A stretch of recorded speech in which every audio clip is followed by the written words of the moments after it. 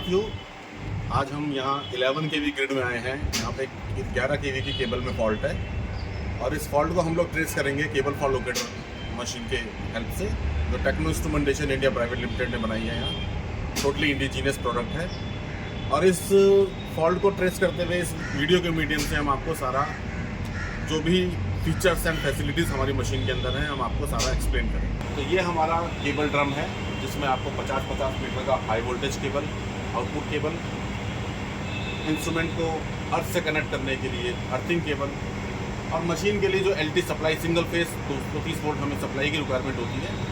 ये cable drum में जो केबल्स हैं इसको कनेक्ट करके हम लोग ऑपरेशन स्टार्ट करेंगे। तो मशीन को सबसे पहले हम लोग अर्थ से कनेक्ट करेंगे। हमारी अर्थिंग केबल है, इस सी क्लैम्प को हम लोग सबस्टेशन अर्थ से कनेक्ट कर देंगे। मशीन को ऑपरेट करने के लिए प्रॉपर अर्थिंग की रिक्वायरमेंट रहती है, तो सी क्लैम्प को हम प्रॉपर अर्थ से कनेक्ट कर देंगे राइट।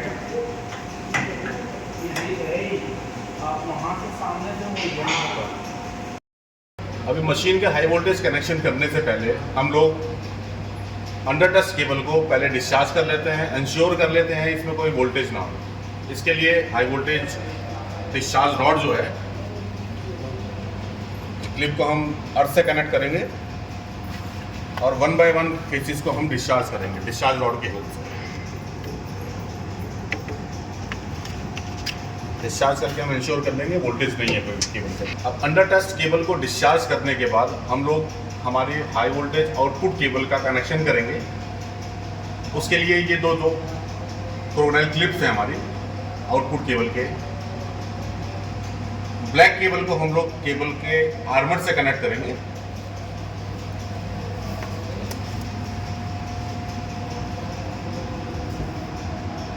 ब्लैक के क्लिप को हम लोग आर्मर से कनेक्ट करेंगे और जो हमारा रेड क्लिप है हाई वोल्टेज केबल का, इसको हम लोग फेस से कनेक्ट करेंगे। अंडर टच केबल के फेस से कनेक्ट करेंगे।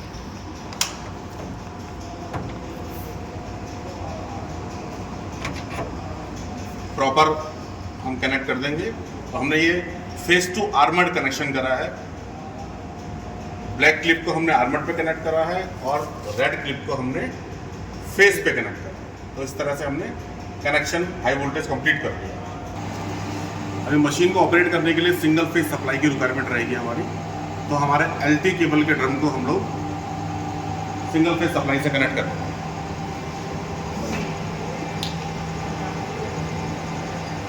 सिंगल फेस सप्लाई में हमने इसको कनेक्ट कर दिया। तो सभी कनेक्शन करने के बाद अब हम केबल फॉर लोकेशन में जो सबसे पहला प्रोसीजर रहेगा हमारा वो रहेगा डीसी हाई वोल्टेज टेस्टिंग, जिसे हम हाइपर टेस्टिंग भी कहते हैं। तो हाइपर टेस्टिंग में हमें पता चलेगा हमारा कौन सा कोर फॉल्टी है, कौन सा कोर हेल्दी है। फॉल्टी है तो फॉल्ट का नेचर क्या है, ब्रेकडाउन वोल्टेज क्या है, ये सब हमें डीसी हाई वोल्टेज टेस्टिंग में पता चलेगा। तो हाइपर टेस्टिंग करने के लिए जो नॉब्स का सिलेक्शन रहेगा मैं आपको बताता हूँ उसके बारे में। सबसे पहले हमें ये मोड सेलेक्टर स्विच को डीसी मोड पे लेके आना होगा। डीसी डी के मोड हमारा जो है ये कॉमन पोल है, डीसी मोड।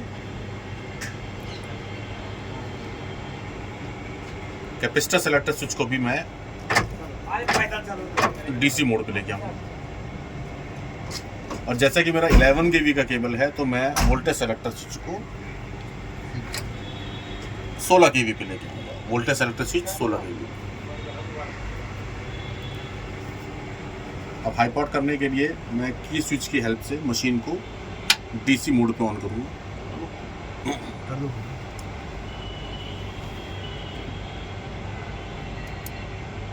एलटी सप्लाई मेरे को आ गया है और डीसी मोड पे मैंने की स्विच को करके एंटी क्लॉकवाइज वैरिएक को 0 करा तो मेरा एसटी इनेबल हो गया, हाई वोल्टेज इनेबल हो गया। अब मैं वोल्टेज अप्लाई करके देखूंगा मेरी कोर का क्या स्टेटस है। जैसा कि आप देख पा रहे हैं केवी मीटर मेरा बिल्कुल भी इंक्रीज नहीं कर रहा है, मतलब वोल्टेज मेरा होल्ड नहीं कर रहा है। डायरेक्ट मुझे लीकेज करंट शो कर रहा है।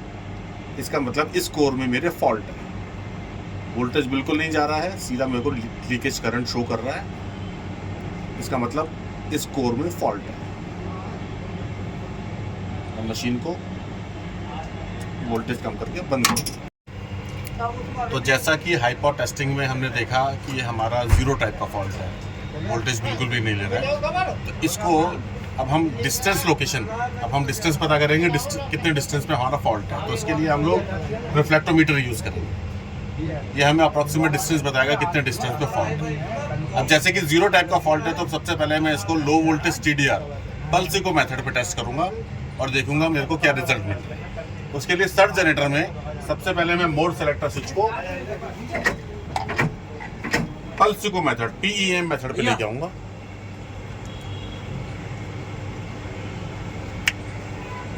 स्टार्ट। तो PM का मैंने यहाँ सिलेक्शन कर लिया और इधर रिफ्लेक्टोमीटर में भी मैं pulse eco method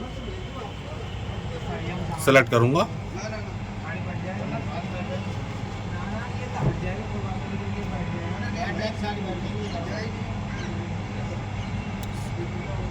range select करने के बाद मैं स्टार्ट करूंगा इसको।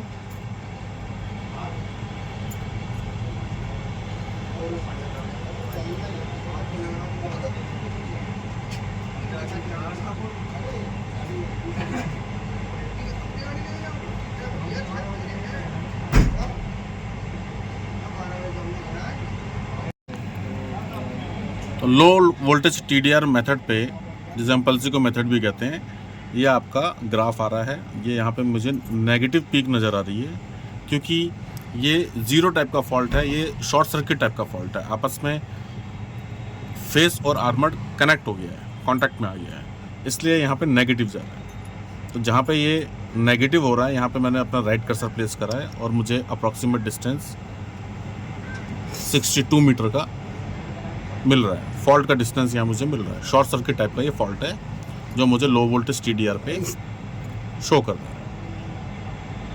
तो लो वोल्टेज TDR पे हमें डिस्टेंस मिला जहाँ पे हमारा कर्व नेगेटिव जा रहा था, वो हमारा शॉर्ट सर्किट फॉल्ट का इंडिकेशन है। अब इस चीज़ को क्रॉस चेक करने के लिए हम इम्पल्स करंट मेथड पे भी फॉल्ट का डिस्टेंस लेंगे। इम्पल्स करंट मेथड पे फॉल्ट का डिस्टेंस लेने के लिए मुझे सर्ज जनरेटर की हेल्प से एक इम्पल्स जनरेट करना होगा और इस इम्पल्स का जो रिटर्न रिफ्लेक्शन होगा वो मुझे ICM मेथड पे ग्राफ के मीडियम में शो करेगा। ICM मेथड पे ग्राफ लेने के लिए मुझे मेरा मोड सेलेक्टर स्विच को सर्ज मोड पे लेके आना होगा और जैसे कि ये जीरो टाइप का फॉल्ट है तो मैं वोल्टेज 8 kV का सेलेक्ट करूंगा और सेम कैपेसिटी का मैं यहाँ कैपेसिटर सेम 8 kV का सेलेक्ट करूंगा। इधर रिफ्लेक्टोमीटर में भी मैं ICM मेथड को सेलेक्ट करूंगा। रेंज 800 मीटर का मैंने सेलेक्ट करा। वेलोसिटी ऑफ प्रोपगेशन डिफ़ॉल्ट में 82 हमारे रिफ्लेक्टोमीटर में होता है क्योंकि ये ST XLP ही केबल है तो हमें 82 रखना है। अदरवाइज आप इसको केबल लाइब्रेरी में जाकर के चेंज कर सकते हैं, बट यहाँ पे मुझे 82 ही चाहिए तो मैं इसको 82 कर लूँगा और यहाँ स्टार्ट पे क्लिक करूँगा। अब ICM पे ग्राफ लेने के लिए मुझे एक सर्च जनरेट करना होगा तो मैं 8 kV का एक सर्च पॉपुलेट कर लूँगा।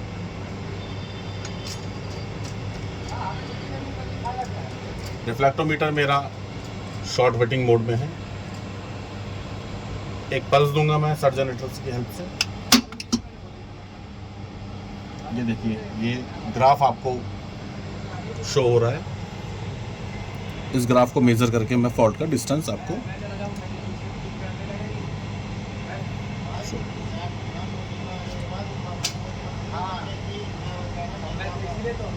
लेफ्ट कर्सर जहाँ से मेरा पीक स्टार्ट हुआ, राइज हुआ, और राइट कर्सर जहाँ पे ये डाउन जाके राइज हुआ।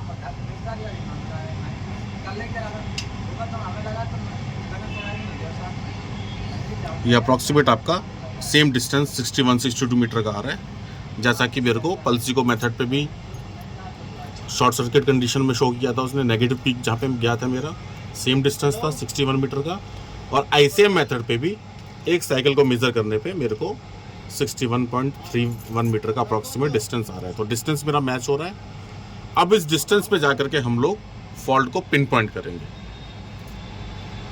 अब फॉल्ट को पिन पॉइंटिंग करने के लिए हमें सर्ज जनरेटर से अब कंटिन्यूसली हर 5 सेकंड में एक हाई वोल्टेज इंपल्स की रिक्वायरमेंट रहेगी। तो सारा सिलेक्शन सेम रहेगा। सिंपली हम यहाँ टाइमर सेलेक्ट कर लेंगे, एक 5 सेकंड का टाइमर सेलेक्ट कर लेंगे। अब हर 5 सेकंड में ये हाई वोल्टेज पल्स को केबल में इंजेक्ट करता रहेगा और हम लोग फॉल्ट को पिन पॉइंट करने के लिए वहाँ जाएंगे। तो फॉल्ट को पिन पॉइंट करने के लिए अब हम बीजी पॉइंट को लेकर के उस टेंटेटिव डिस्टेंस पे आए हैं, अप्रॉक्सीमेट डिस्टेंस पे आए हैं जो हमें रिफ्लेक्टर मीटर से मिला था।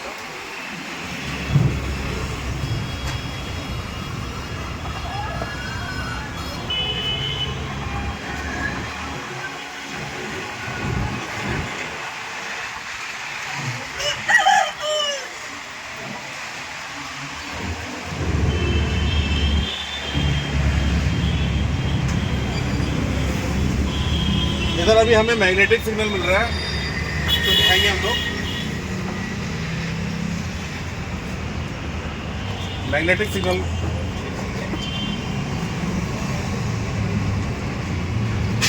इसका मतलब हम लोग केबल के रूट पे हैं। मैग्नेटिक सिग्नल को ट्रेस करते हुए हम लोग फॉल्ट की ओर चलेंगे।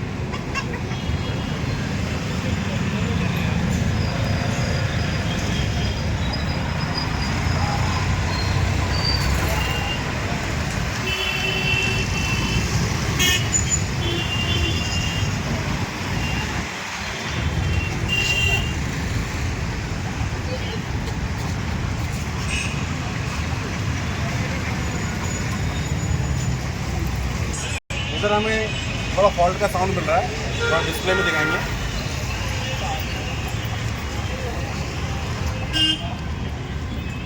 इस पोजीशन पे हमें थोड़ा अकूस्टिक सिग्नल मिलना स्टार्ट हो गया है और कॉन्सिडेंस मेथड भी हमारा चेंज हो रहा है। कॉन्सिडेंस फिगर थोड़ा आगे और देखेंगे।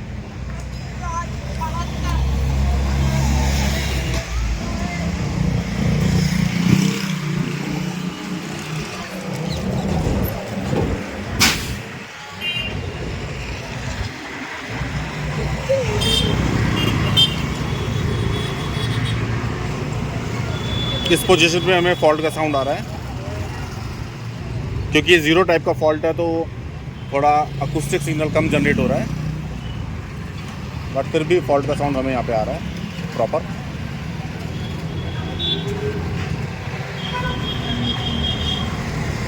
इस पोजीशन पे हमारा फॉल्ट है, इसको हम लोग मार्क कर लेंगे।